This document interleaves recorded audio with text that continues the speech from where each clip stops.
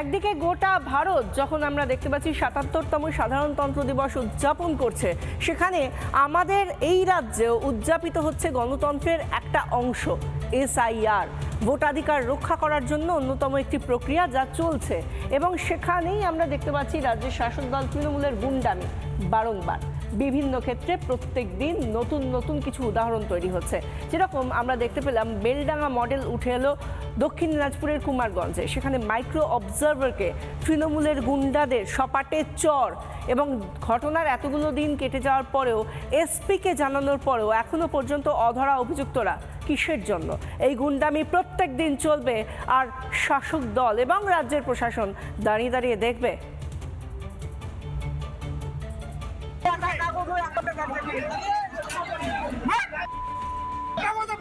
আবারও এসআইআর এর ক্যাম্পে ঢুকে হুজ্জুতি।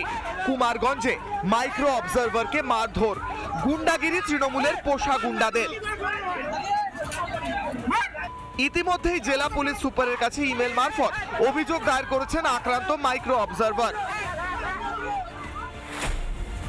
বিডিও অফিসে ৮০-৯০ জনের হামলা, মাইক্রো অবজারভারকে মারধর, খুনের হুমকি, অকথ্য গালাগালিও করা হয়। ১ ঘন্টা পর অফিসে পুলিশ ঢোকে, পুলিশের সঙ্গে ছিলেন বিডিও। এসআইআর কেন্দ্রে গুন্ডাগিরি নিয়ে তোপ দেখেছে বিজেপি। গুন্ডা পুলিশ সরকার একাকার হয়ে গেলে যা হওয়ার তাই হচ্ছে। শুধুমাত্র অবজারভার, মাইক্রো অবজারভাররা নন, যারা অভিযোগ করছেন ৭ নম্বর ফর্মে।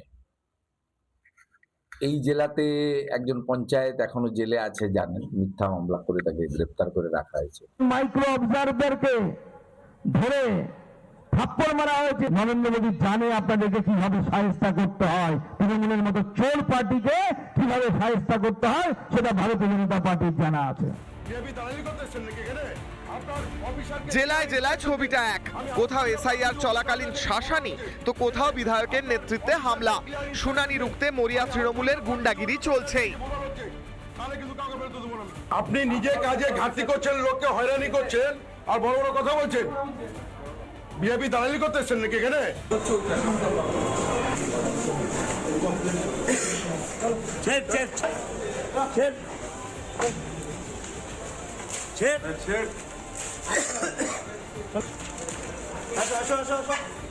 ধনেখালিতে যদি একটা প্রকৃত ভোটারের নাম বাদ যায়, ধনেখালিতে একটা বিজেপিকে বাড়িতে থাকতে দেওয়া যাবে না। তৃণমূল বিধায়ক মনিরুল ইসলামের নেতৃত্বে তাণ্ডব চলেছে এসআইআর কেন্দ্রে। তার বিরুদ্ধে এফআইআর এর নির্দেশ দিলেও কোনো পদক্ষেপ করেনি পুলিশ। উল্টে কলার উঁচিয়ে বুক চিতিয়ে ঘুরে বেড়াচ্ছেন তিনি। বড় বড় কথা, এফআইআর হবে, জেলে ভরবে, থামতে পারবে তো? ফারাক্কাতে মনিরুল ইসলাম লাখো লাখো তৈরি হয়ে গেছে, মনের মধ্যে লাখো লাখো তৈরি হয়ে গেছে। একটা মনিরুল ইসলামকে ভরলে হাজার হাজার মনিরুল ইসলাম পথে। গোটা ঘটনায় মমতা সরকারকে বিঁধেছে বিজেপি। মনিরুল ইসলামরা বেপরোয়া এই জন্য হচ্ছে কারণ রাজ্য প্রশাসন তাদেরকে মামার বাড়ি আদর করে রাখছে। ওর তো যোগীজির মতো প্রশাসনের সামনে প্যান্ট খুলে পালাবো। হুমকি দিয়ে তাণ্ডব করে এখনো বুক ফুলিয়ে ঘুরছেন মনিরুল আকরুজ্জামানরা। তাদের টিকিও ছুতে পারেনি মমতা ব্যানার্জির প্রশাসন। এসআইআর বিরোধী তাণ্ডবে কি ইন্ধন দিচ্ছে প্রশাসনের এই নির্বাক ভূমিকা? রিপাবলিক বাংলা। নানা ধরনের কন্টেন্ট দেখার জন্য লাইক করুন, শেয়ার করুন আমাদের ফেসবুক পেজ, সাবস্ক্রাইব করুন আমাদের ইউটিউব চ্যানেল। পাশাপাশি অন্যান্য ব্রেকিং নিউজের জন্য অবশ্যই চোখ রাখুন রিপাবলিক বাংলায়।